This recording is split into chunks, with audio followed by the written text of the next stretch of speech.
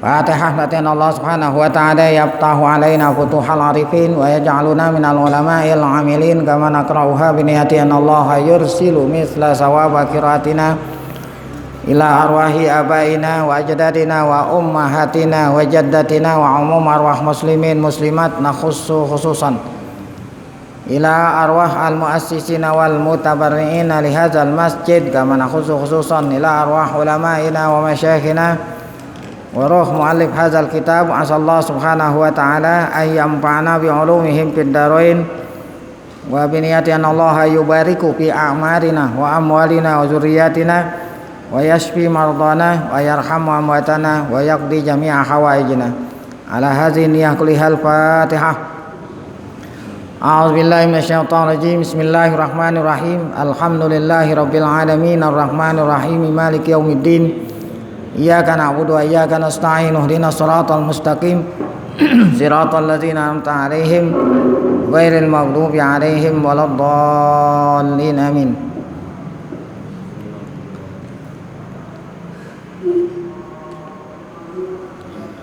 Bismillahirrahmanirrahim. Alhamdulillah rabbil alamin. Shalatu wassalamu ala asyrafil anbiya'i wal mursalin sayyidina wa nabiyyina Muhammadin wa ala alihi wa sahbihi ajma'in amma ba'du.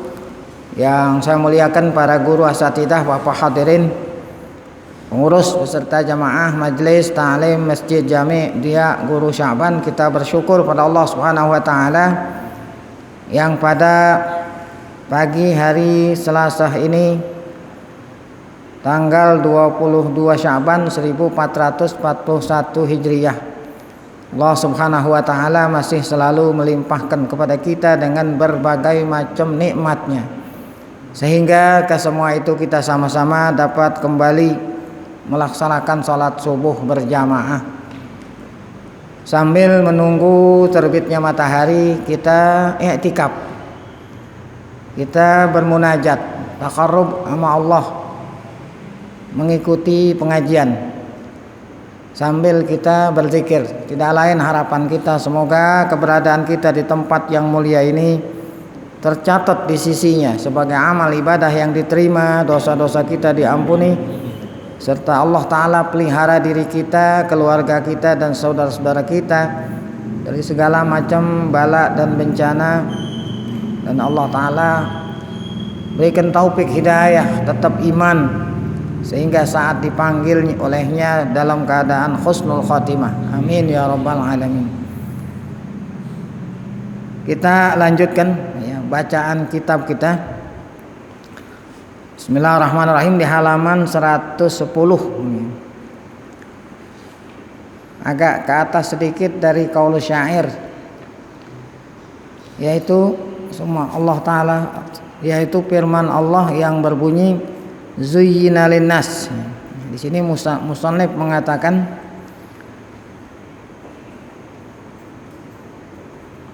habis ayat Al-Qur'an gitu, innama bada'a ta'ala minasyahawati bin nisa gitu. Setelah menyebut firman Allah dalam suratun Nisa, awal suratun Nisa, yang menggambarkan bahwa kebanyakan manusia ini tertipu gitu. Tertipu dengan kesenangan dunia, tertipu dengan syahwat dunia. Yaitu firman Allah, a'udzubillahi minasyaitonirrajim, zuyyina lin-nasi hubbus syahawati minan nisa'i wal banina wal qanatiril muqantarati minadz zahabi wal fiddati wal khailil musawwamati wal an'ami wal harth dzalika mata'ul hayatid dunya wallahu indahu husnul ma'ab, sampai akhir ayat. Kemudian musannif menerangkan innama wa innama bada'a ta'ala minasyahawati bin nisa. Innama, hanya saja Allah mulai menyebut syahwat dunia dimulai dengan nisa tuh, perempuan gitu. Kenapa syahwat ini dimulai dengan menyebut perempuan dulu sebelum yang lain-lain gitu. Alasannya li'annal fitnata bihinna asyaddu gitu. Karena fitnah Fitnah. Di sini fitnah ini yang dimaksud bukan huru-hara. Ujian dan cobaan dengan perempuan itu lebih gitu. Lebih berat daripada yang lain-lain gitu. Makanya dimulai dengan menyebut perempuan dulu. Karena ujian dan cobaan tipuan gitu. Ujian, cobaan, tipuan menggunakan atau melalui perempuan itu lebih dahsyat daripada yang lain-lain. Makanya dimulai dengan menyebut perempuan dulu. Allah bilang hubbus syahawati minan nisa. Wa khatar ta'alluqi bihinna aksaru. Dan bahaya ta'alluq bihinna, bahaya mencintai gitu, mencintai perempuan dengan cinta yang berlebihan, itu ta'alluq. Nah, kalau yang namanya orang laki kan memang sudah naluri cintanya sama perempuan, tapi kalau melebihi itu cinta berlebihan dengan perempuan itu bahayanya lebih banyak gitu, lebih banyak daripada mencintai yang lain-lain gitu. Makanya Allah Ta'ala sebut perempuan dulu. Kama ja'a fil hadits syarif, sebagaimana Nabi terangkan dalam hadis yang mulia.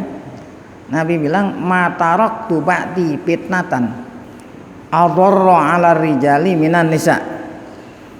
Aku tidak tinggalkan sesudah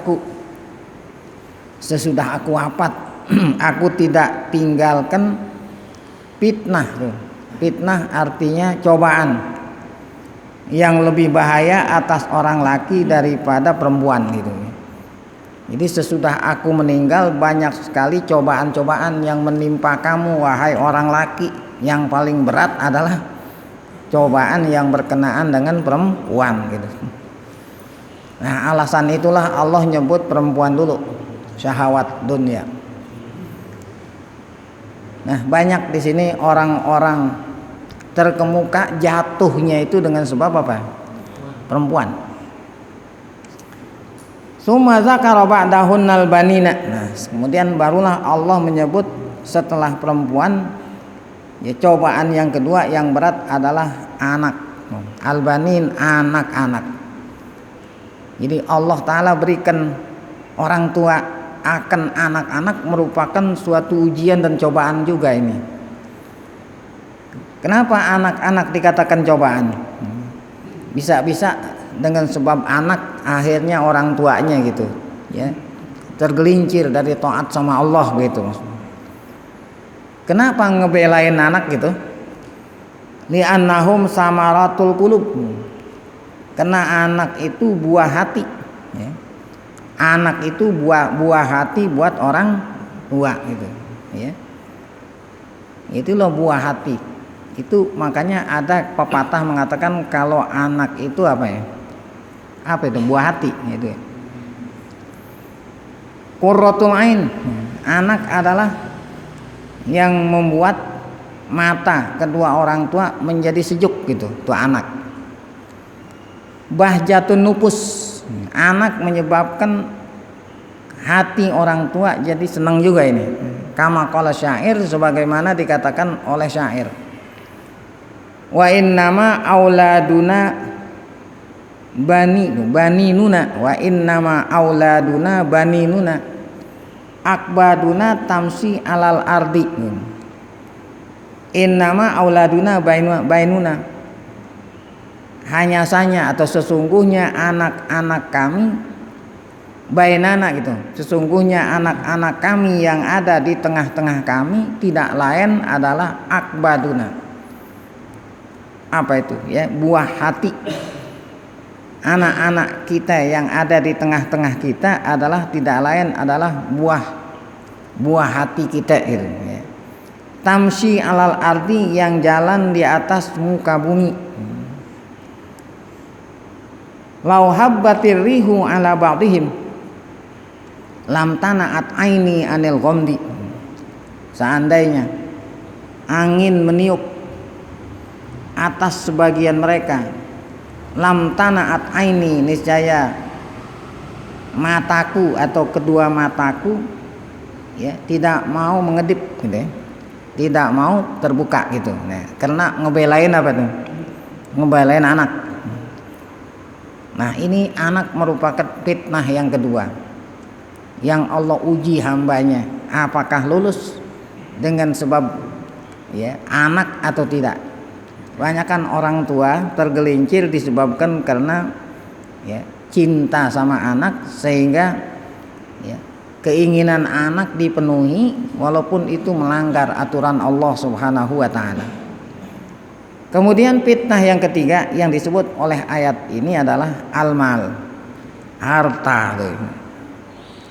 Ini Allah menyebut zuyyina lin-nasi hubbus syahawati minan nisa'i wal banina wal qanatiril muqantarah. Nah, ini qanatir muqantarah, harta ini.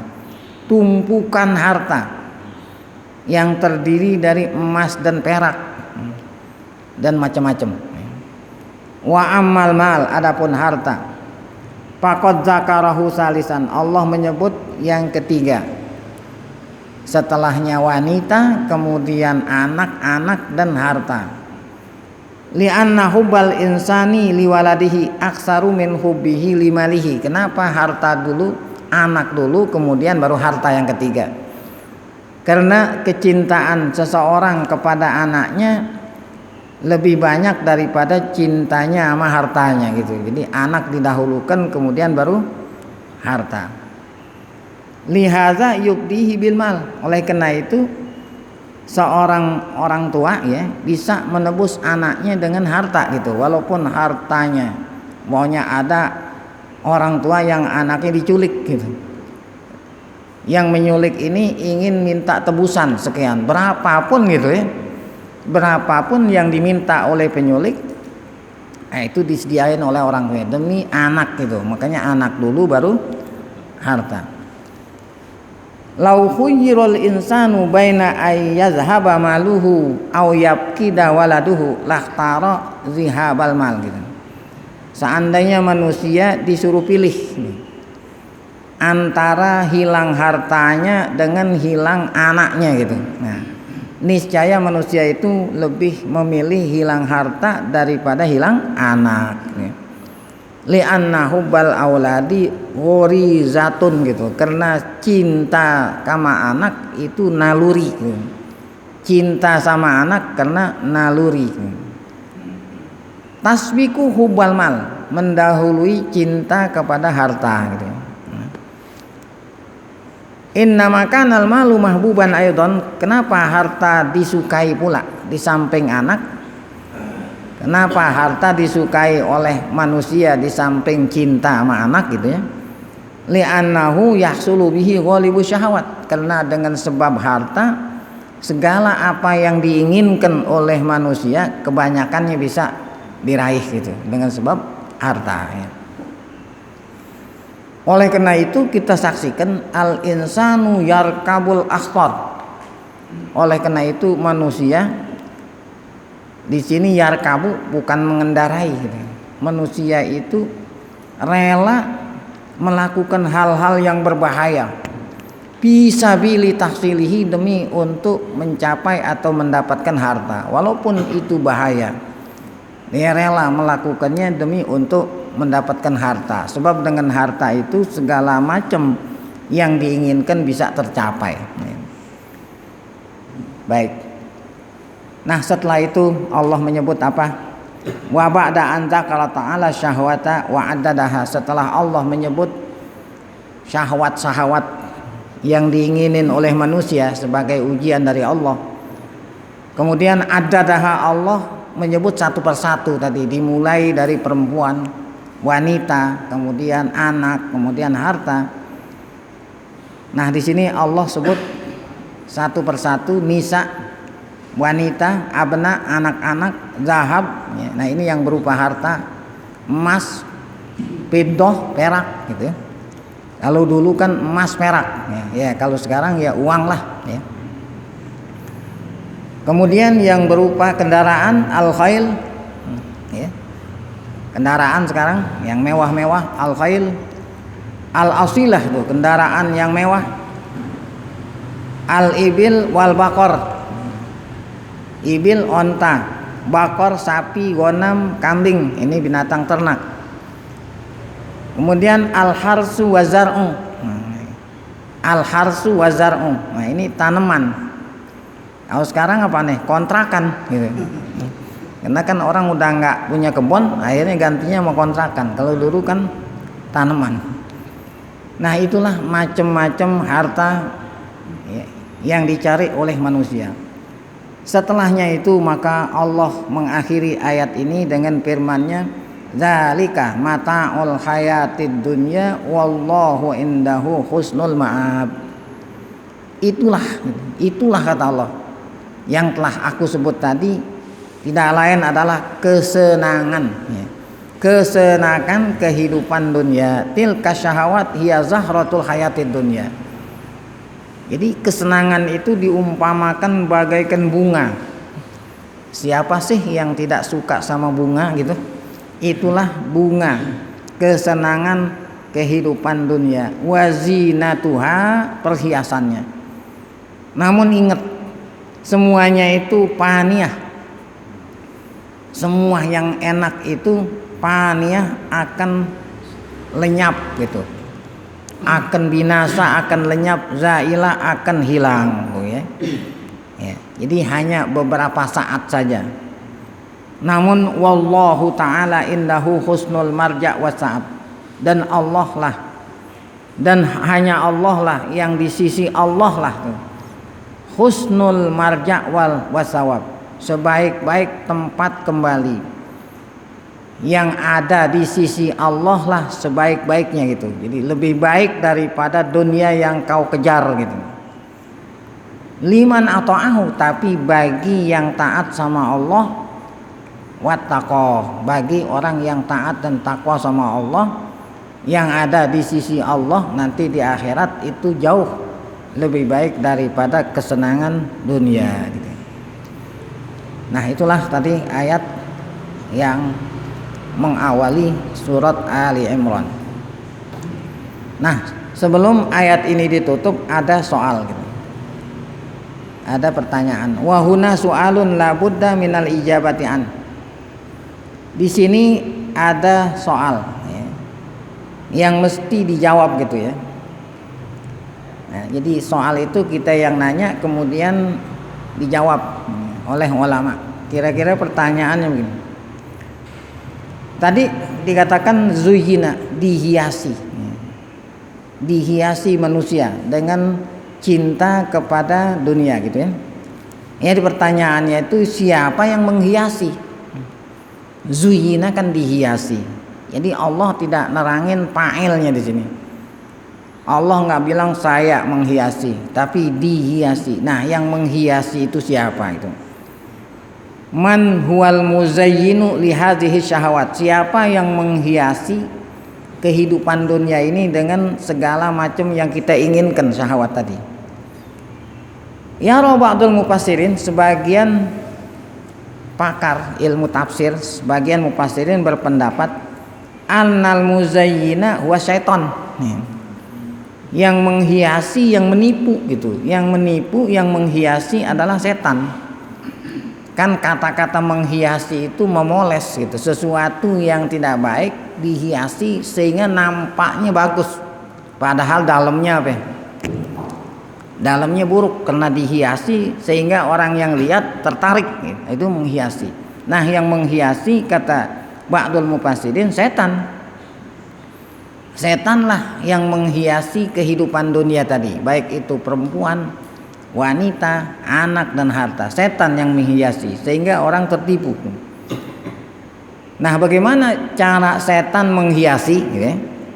Caranya adalah dengan ya, innama wadzalika biwaswasatihi lil insan. Nah, dengan cara setan membisikkan kepada manusia supaya manusia tertarik tuh dengan syahwat dunia tadi.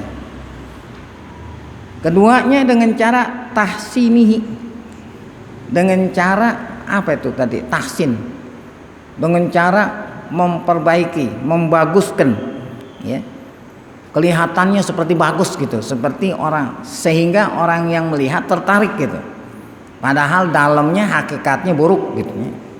Nah, setan itu yang menghiasi. Tahsinihi al-maila, setan membaguskan sehingga mail ila hadis syahwat, sehingga manusia condong ya kepada syahwat ini, tidak taat sama Allah. Nah, kepentingannya setan apa? Menipu kita ini. Kepentingannya setan tidak lain adalah liyusghilahu biha an ta'atir rahman, agar supaya manusia itu sibuk mengejar syahwat dunia itu tadi, tidak keburu, tidak ada waktu untuk berbuat taat sama Allah Subhanahu. Nah, itulah tujuannya setan. Kan setan ini ingin agar supaya manusia itu menemani mereka di neraka gitu. Jadi setan telah divonis Allah masuk neraka gara-gara tidak mau sujud kepada Nabi Adam. Jadi setan ini dendam kepada Nabi Adam. Gara-gara Nabi Adam akhirnya setan divonis Allah masuk neraka. Nah, ini setan iblis dendam, nggak padam-padam dendamnya, nggak habis-habis, sehingga anak cucu Adam dimusuhi oleh setan. Dendamnya itu habis kalau nanti anak cucu Adam menemani mereka di dalam neraka. Nah, dengan cara inilah ya, dengan cara nipu supaya anak cucu Adam masuk neraka sama-sama mereka. Nah, jadi kata mufassirin, yang menghiasi dunia ini terlihatnya indah adalah setan, supaya manusia itu tertipu, anak cucu Adam tertipu dengan dunia gitu ya. Qalu, kata ahli tafsir tadi yang menguatkan pendapat ini bahwa yang menghiasi itu setan adalah firman Allah dalam surat lain yang berbunyi begini, wa zayyana lahumus syaitanu a'malahum fasaddahum anis sabili fahum la yahtadun. Ini ada di dalam surat lain. Kalau yang tadi kan surat Ali Imran. Dalam surat lain Allah berfirman, wa zayyana lahumus syaitanu, tuh setanlah yang menghiasi manusia, yang menipu manusia. A'malahum, tuh setanlah yang menipu perbuatan manusia, sehingga saddahum anis sabil, sehingga setan bisa menutup manusia dari jalan yang benar tuh. Fahum la yahtadun, akibatnya manusia tidak dapat petunjuk karena ditipu oleh siapa teh? Setan. Nah, itu pendapat pertama yang mengatakan bahwa yang menghiasi manusia, yang menipu manusia adalah setan. Pendapat kedua, qalu, masih kata-kata yang pertama. Qalu yang kedua ya. Qalu wa tazinullah wa yaral ba'du. Nah, ini yang kedua. Sebagian mufassirin berpendapat annal muzayyina wallah. Nah, ya. Pendapat kedua mengatakan yang menghiasi adalah Allah sendiri gitu. Allah sendiri yang membuat mata manusia bergemerlap melihat kehidupan dunia ini. Allah sendiri, bukan setan gitu ya. Nah, ini pendapat kedua. Kenapa Allah buat seperti itu? Qalu, kata mereka, tazyinullahi li hadhihi syahawat innama lil imtihan. Allah sengaja membuat mata manusia ya tergiur dengan dunia tadi, tidak lain untuk menguji. Kalau setan tadi untuk menipu gitu, tapi kalau Allah bukan menipu. Kalau Allah yang menghiasi bahwa Allah ingin menguji gitu, menguji kepada hambanya gitu ya. Kama qala ta'ala, sebagaimana firman Allah dalam surat lain yang menunjukkan bahwa Allah lah yang menghiasi. Ya, Allah berfirman, inna ja'alna ma'alal ardi zinatan laha. Ini ada dalam suratul Kahfi. Jadi kata Allah, akulah yang menjadikan semua yang ada di muka bumi ini, aku jadikan hiasan tuh. Aku jadikan, berarti yang menghiasi Allah. Lina bluahum, nah, agar supaya aku dapat menguji hambaku. Ayyuhum ahsanu amala, mana di antara mereka yang ahsanu amala. Ya. Ahsanu amala artinya yang lebih bagus amalnya, yang lebih zuhud daripada dunia gitu ya. Jadi Allah Ta'ala sendiri yang menguji, Allah Ta'ala yang menghiasi tujuannya untuk menguji gitu. Kalau yang setan tadi menghiasi untuk menggoda, untuk menipu. Kalau Allah ingin menguji, mana di antara kamu yang ahsanu amala? Wa inna la ja'iluna ma'alaiha sa'idan juruza. Nah, kata Allah, ingatlah, aku akan menjadikan semua apa yang ada di muka bumi ini yang kamu kejar siang malam, kehidupan dunia ini, akhirnya nanti aku jadikan sa'idan juruza. Aku akan jadikan rata. Ya. Nah, berarti kan kehidupan dunia yang kita kejar ini fana, akan binasa, akan lenyap ya. Nah itu. Jadi kata Allah, ingat ya, kehidupan dunia walaupun yang kamu lihat itu indah, pada akhirnya nanti aku akan jadikan sa'idan juruza. Aku akan jadikan rata semua ya. Nah itulah lenyap kehidupan dunia. Baik, wal ghardu min hadzal ibtila, tujuannya Allah menguji hambanya. Allah menguji hambanya dengan menampakkan kehidupan dunia ini indah. Tujuannya tidak lain adalah ayazhara abdus syahwah min abdil maula, ya, agar supaya nampak mana hamba syahwat dengan mana hamba Allah gitu ya. Jadi Allah Ta'ala ingin menampakkan, ingin memisah, ingin membedakan, ingin memperlihatkan mana yang hamba dunia dan mana yang hamba Allah gitu. Padahal Allah Ta'ala walaupun gak diuji juga tahu gitu ya, supaya hanya nampak terpisah mana yang hamba syahwat dan hamba maula. Maksudnya hamba maula, hamba Allah Subhanahu wa Ta'ala. Wa an yatamayyaza, supaya beda abdun nikmah dengan abdul mun'im gitu.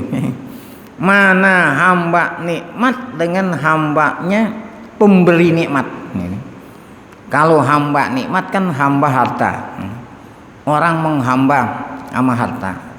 Kemudian yang kedua hamba sang pemberi nikmat, yaitu Allah Subhanahu wa Ta'ala. Nah itulah tujuannya Allah ya, menguji hambanya supaya tahu mana hamba dunia dengan hamba sang pemberi nikmat.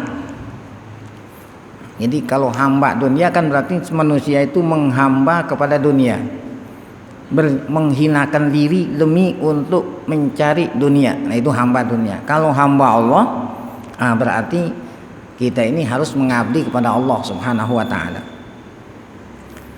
Kama huwa zahiru qauli Umar, sebagaimana zahirnya kata Sayyidina Umar,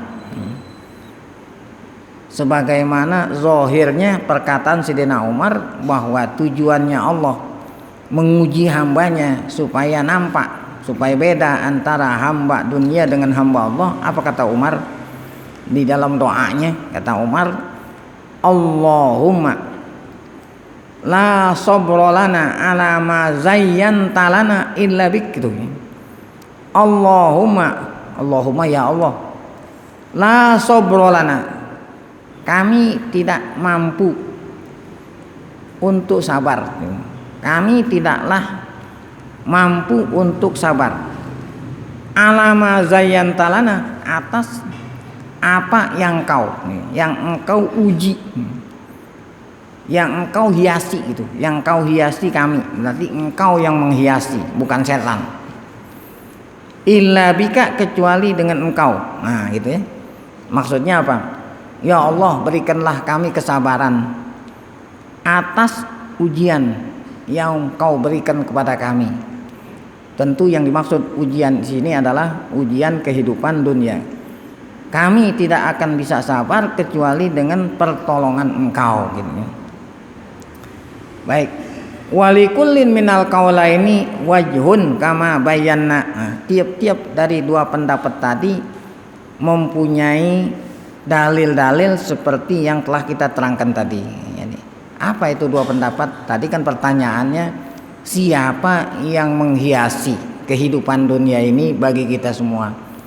Ada yang mengatakan yang menghiasi setan. Kalau yang menghiasi setan maksudnya setan ingin menipu gitu ya. Yang kedua mengatakan yang menghiasi siapa? Allah Subhanahu wa taala. Kalau Allah yang menghiasi, bukan Allah menipu, tetapi semata-mata Allah ingin menguji kita ini semua gitu ya. Nah, tiap-tiap dua pendapat tadi udah diterangin dalilnya masing-masing.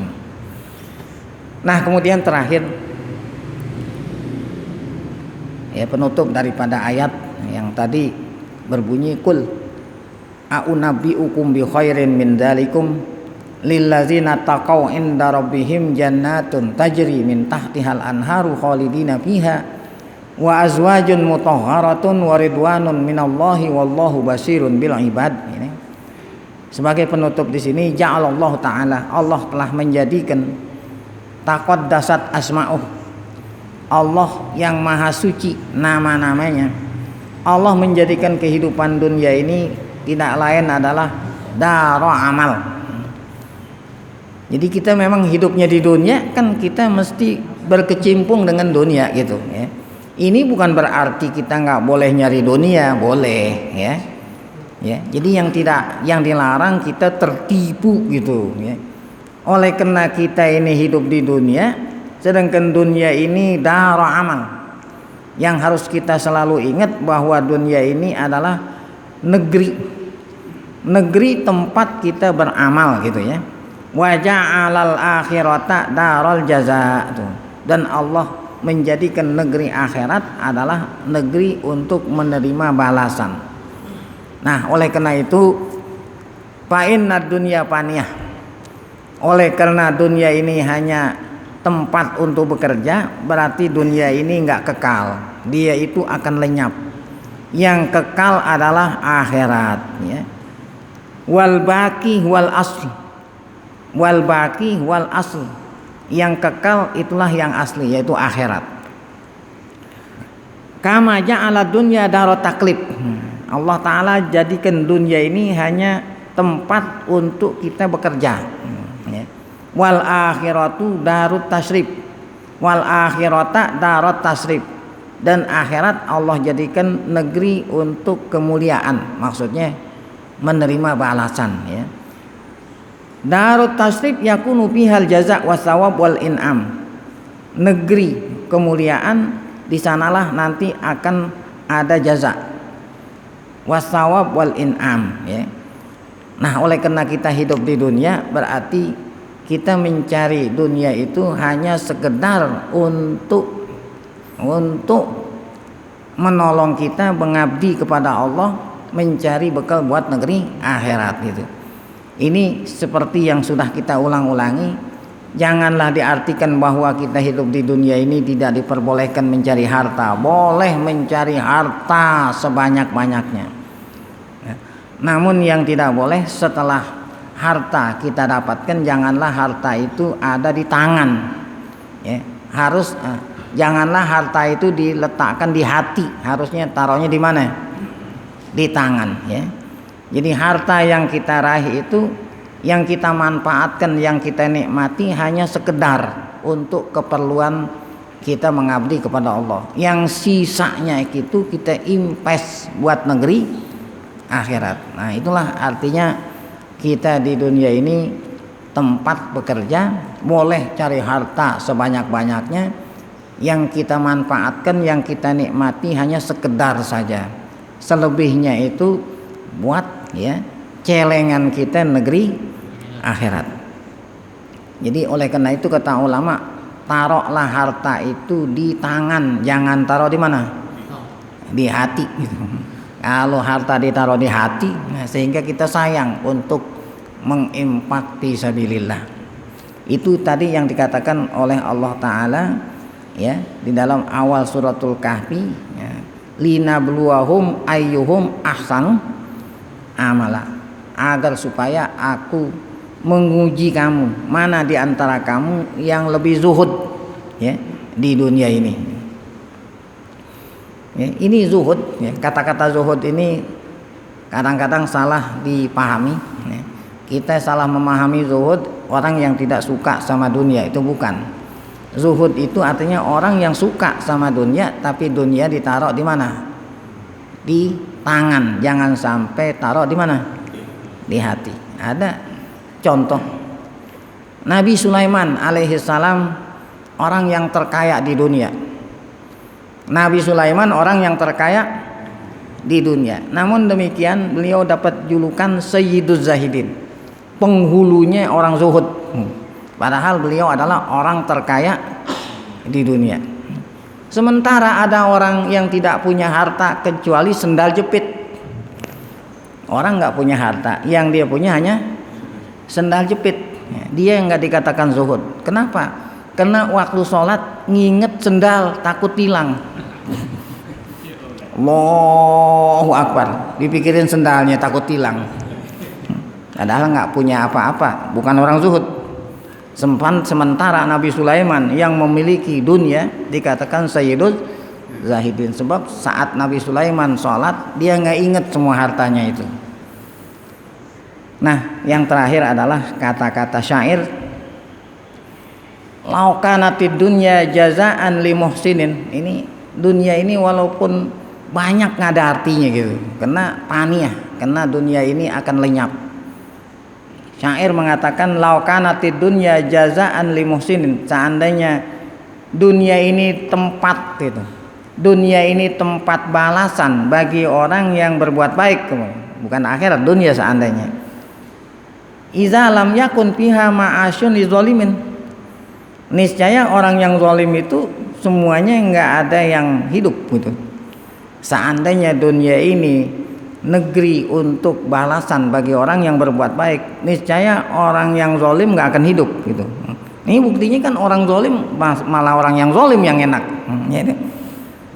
Bahkan di sini di dunia orang yang zalim yang enak. Berarti dunia ini bukan balasan buat orang yang berbuat baik. Laqad ja'a fihal anbiya'u karamatan. Coba.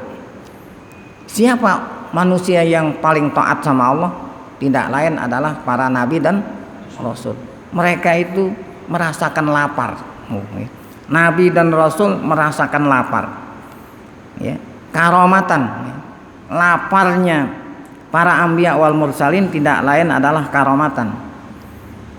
Wa qad syabi'at fiha butunul bahaimi, sementara binatang pada kenyang tuh, nabi-nabi pada lapar. Nah, ini yang menunjukkan bahwa dunia ini bukan tempat untuk balasan. Balasan itu di negeri akhirat. Wa shadaqa Rasulullah SAW, benarlah Rasul SAW di dalam sabdanya yang berbunyi, lau kanatid dunya ta'dilu indallahi janaha ba'udah, seandainya dunia ini di sisi Allah ya, sama dengan sayap lalat. Kan sayap lalat nggak ada artinya gitu. Seandainya dunia ini ada nilainya di sisi Allah bagaikan sayap lalat, niscaya orang kafir nggak akan dikasih minum ya syarbatama walaupun seteguk air.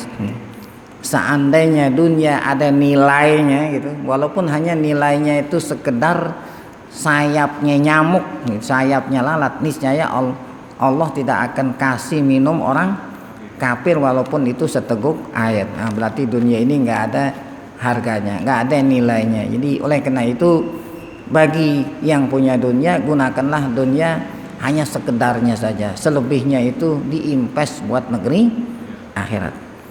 Baik para guru bapak hadirin, berhubung ini adalah pengajian kita yang terakhir menjelang datang Ramadan ya, sebelum saya tutup pengajian, alangkah baik kita mengkaji ulang nih tentang ibadah puasa Ramadan, hanya beberapa saat saja. Ada beberapa poin tentang puasa Ramadan. Yang pertama adalah ya, dalil ya. Dalil dipardukannya kita puasa Ramadan gitu. Singkat-singkat saja. Mana dalilnya Allah Ta'ala wajibin kita puasa Ramadan ya. Yaitu firman Allah Subhanahu wa Ta'ala dalam suratul Baqarah ayat 185. Kata Allah Ta'ala, "Faman syahida minkumus syahra falyasumhu." Bukannya ya ayyuhallazina amanu kutiba alaikumusiyam, bukan ya. Tapi firman Allah berikutnya yang berbunyi faman syahida minkumus syahra, apa artinya? Siapa orang di sini orang mukmin ya. Orang mukmin, orang muslim yang syahida. Kalau bahasa kita ngalamin gitu. Yang ngalamin datangnya bulan suci Ramadan. Apa arti ngalamin? Artinya saat ada pengumuman dari sidang isbat. Pengumuman dari sidang isbat bahwa malam hari ini adalah jatuh tanggal 1 bulan Ramadan. Itu ngalamin. Siapa orang yang ngalamin datangnya bulan suci Ramadan, artinya ngalamin, dia itu dengar pengumuman dari sidang isbat bahwa malam ini jatuh tanggal 1 Ramadan. Sedangkan orang itu dalam keadaan sehat, tidak musafir ya. Enggak musafir, dia itu berada di kampung halamannya, mukim, badannya sehat. Kalau dia sebagai perempuan tidak dalam keadaan haid dan nifas, fal yasumhu, maka laksanakanlah ibadah puasa. Nah, itulah arti paman syahida minkumus syahra fal yasumhu. Barang siapa yang ngalamin datangnya bulan suci Ramadan, ngalaminnya dengan cara apa? Mendengar pengumuman dari sidang isbat ya, Departemen Agama, bahwa malam hari ini jatuh tanggal 1 Ramadan. Sedangkan orang yang dengar itu dalam keadaan sehat, tidak musafir, wanita suci, tidak haid dan nifas, maka besok harinya mulailah melaksanakan ibadah puasa Ramadan. Nah, oleh karena itu subutuhu, penetapan bulan suci Ramadan tidak lain adalah dengan salah satu di antara dua. Yang pertama adalah ru'yatul hilal ya, melihat bulan ya.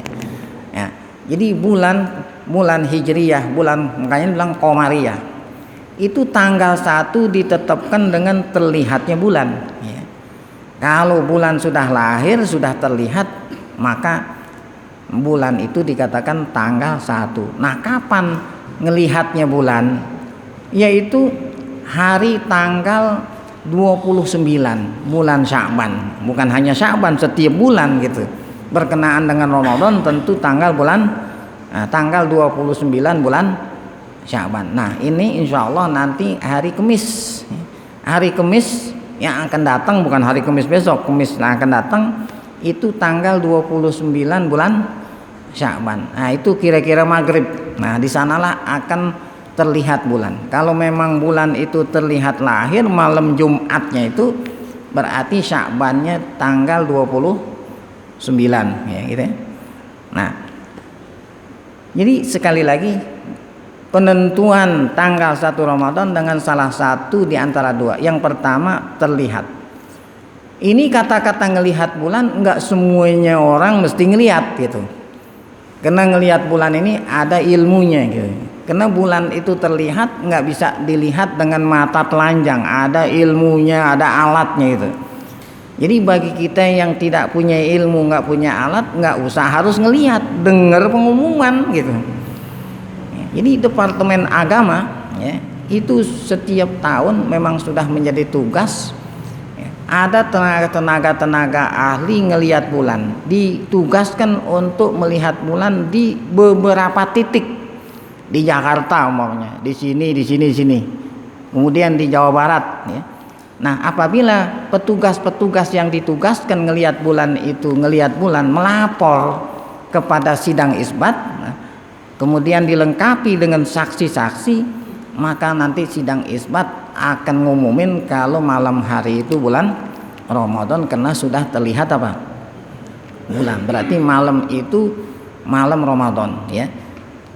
Kalau seandainya tidak terlihat disebabkan karena mendung ya. Nah, maka yang keduanya yaitu menyempurnakan bulan Sya'ban 30. Jadi malam hari itu bukan tanggal 1 tapi tanggal 30 bulan Sya'ban. Nah, untuk yang berikutnya besoknya nggak perlu melihat bulan lagi. Kalau udah 30 Sya'ban, besoknya ya, maka tanggal 1 Ramadan. Nah, itulah firman atau sabda Nabi sallallahu alaihi wasallam, sumu li ru'yatihi wabtiru li ru'yatihi ya. Jadi bukan hisab tetapi berdasarkan ngelihat apa? Bulan. Ini bulan terlihat ya, ya. Itu kalau sudah 3 darajat gitu, 3 darajat 4 kelihatan. Tapi kalau baru 1-2 darajat tuh nggak kelihatan ya. Ini walaupun menurut ilmu hisab bulan sudah lahir, tapi kalau belum terlihat belum berarti tanggal 1 bulan Ramadan. Nah, ini kata-kata ngelihat bulan tidak bisa ditafsirkan dengan hisab gitu. Kenapa? Karena firman atau sabda Nabi akhir itu mengatakan apabila terhalang oleh awan. Apabila malam tanggal 30 Sya'ban itu bulan nggak terlihat karena dihalangi oleh awan, berarti di sini ngelihat itu bukan melihat dengan ilmu, tetapi melihat dengan apa? Dengan mata. Karena yang menghalangi mata kita awan. Berarti di sini ya dihalangi oleh awan. Apabila dihalangi oleh awan sehingga bulan itu tidak terlihat, sempurnakanlah bulan Sya'ban 30. Berarti di sini ya, melihat ini nggak bisa ditafsirin dengan melihat pakai ilmu, pakai hisab, tapi melihat dengan mata. Karena kata Nabi apabila mata kamu terhalang oleh awan gitu ya. Berarti di sini nggak bisa ditafsirin, ngelihat itu nggak bisa ditafsirin dengan melihat pakai ilmu, pakai hisab. Baik. Kemudian poin yang berikut yang mengenai apa tentang puasa, yaitu siapa yang Allah Ta'ala wajibkan puasa. Tadi sudah kita singgung. Yang pertama adalah seorang muslim, seorang mukmin yang kemudian akil balik ya. Alhamdulillah kita mukmin akil balik. Kemudian perempuan ya, tidak dalam keadaan haid dan nifas ya, yang wajib puasa ya. Kemudian mampu ya. Kalau dia tidak mampu puasa karena sakit atau karena sudah lanjut usia, sudah uzur, maka tidak wajib puasa, cukup dia fidyah saja ya. Tapi kalau hanya sakitnya sementara tidak wajib puasa, nanti wajib qadha. Sama seperti perempuan yang sedang haid dan nifas wajib qadha. Kemudian yang berikutnya adalah mukim. Nah, artinya orang itu menetap berada di tempatnya, tidak musafir. Nah, merekalah yang wajib melaksanakan ibadah puasa Ramadan. Poin berikutnya rukun ya, rukun puasa Ramadan. Kalau saya termasuk orang yang wajib melaksanakan puasa Ramadan, apa yang harus saya lakukan saat saya melakukan puasa Ramadan? Rukunnya puasa Ramadan hanya 2.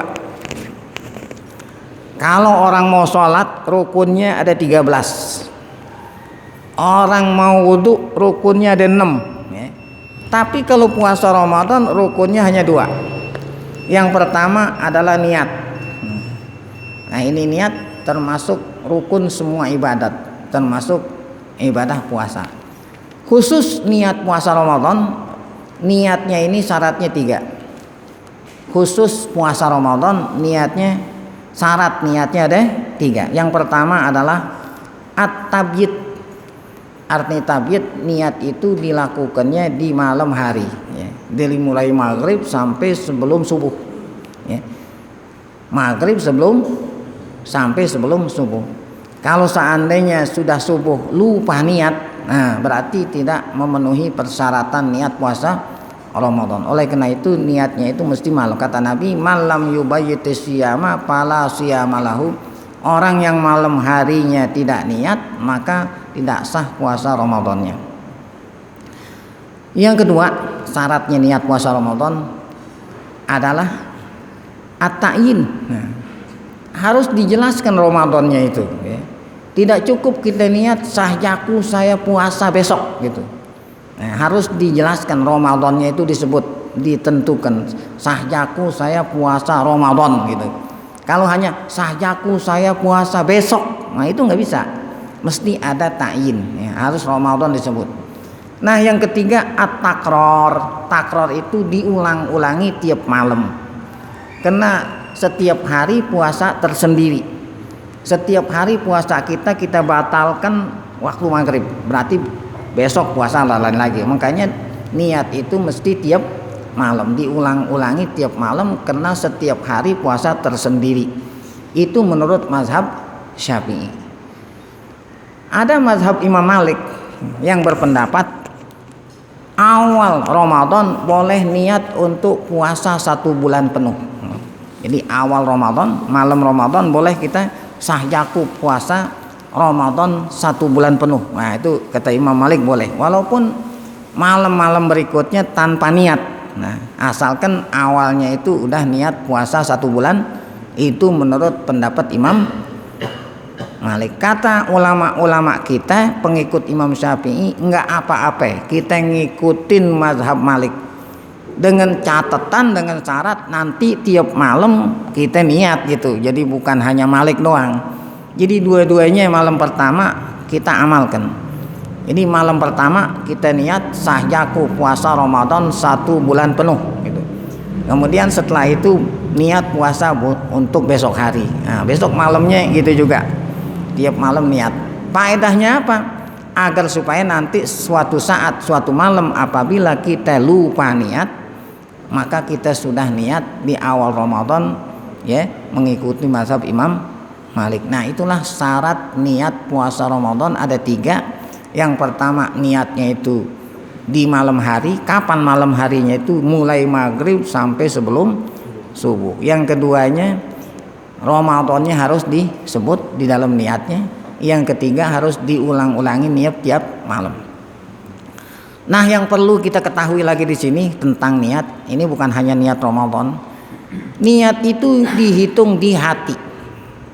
Ya, adapun yang kita ucapkan nawaitu sauma ya, ghadin, Ramadan sama ghadin, itu belum dihitung sebagai niat. Yang dihitung tempatnya itu di mana?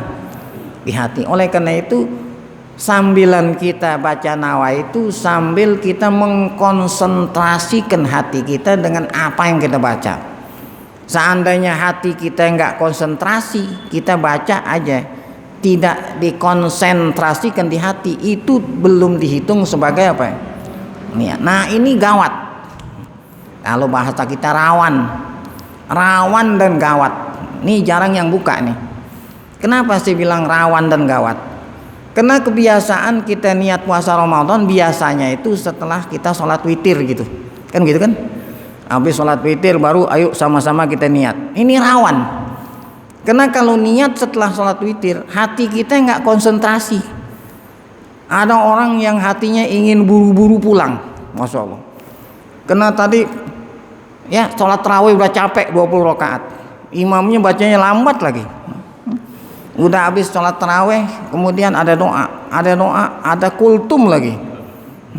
Sholat witir. Orang yang biasa ingin ngopi, ingin buru-buru pulang ngopi.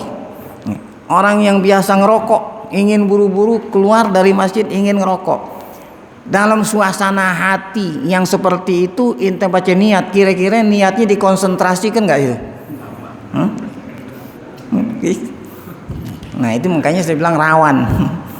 Oleh karena itu menurut saya alangkah baik niat itu dibaca setelah sholat isya. Kan kita masih seger tuh ya. Habis sholat isya sebelum sholat tarawih, ayo sama-sama kita niat. Tapi kalau niatnya nanti setelah sholat witir, Masya Allah ya, orang udah hatinya sudah gundah gulana.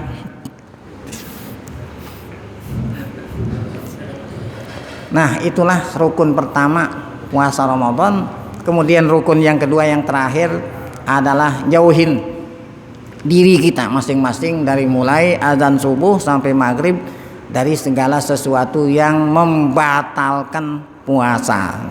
Nah, itu jadi rukun puasa hanya 2. Yang pertama niat ya, yang keduanya apa? Jauhin diri dari segala sesuatu yang membatalkan puasa. Nah, dengan demikian maka kita sah melaksanakan puasa Ramadan. Tentu puasa Ramadan tidak hanya sekedar sah. Kita ingin puasa kita ini sempurna. Karena kalau kita ingin meraih pahala, kalau yang tadi hanya sekedar ngelaksanain kewajiban, pahalanya nggak ada. Kalau ente ingin dapat pahala, tambah adab-adab. Ada apa itu adabnya? Adabnya ente sudah paham semua. Yang saya ingin kasih tahu adab yang paling susah, yaitu jaga diri dari segala sesuatu yang membatalkan pahala.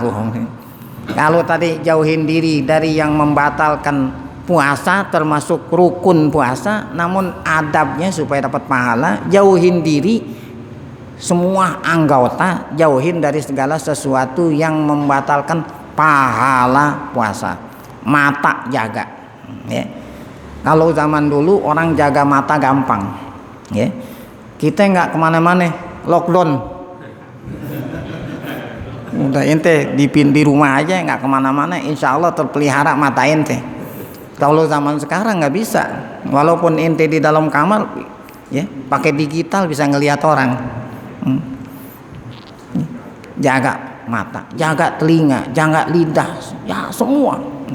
Nah itu supaya dapat pahala puasa. Jadi kata Nabi, malam yada, ya, qaula zura wal amala bihi falaisa lillahi hajatun fi ayyada'a ta'amahu wa syarabahu. Siapa orang yang puasa namun anggotanya nggak dijaga, Allah nggak perlu puasa seperti itu. Jadi yang Allah perlu adalah puasa, jaga diri anggota dari segala sesuatu yang membatalkan pahala puasa. Nah ini saja sebagai bekal, padahal ini sudah setiap tahun kita ulang-ulangi agar supaya lebih mantap puasa Ramadan kita, ya. Nah ini saja yang dapat kita kaji karena terburu-buru, waktunya sangat singkat. Insya Allah nanti pengajian kita akan kita lanjutkan setelah Idul Fitri, insya Allah, mudah-mudahan. Ada pengumuman dari pengurus masjid, ya, silakan Ustaz Abdul Aziz.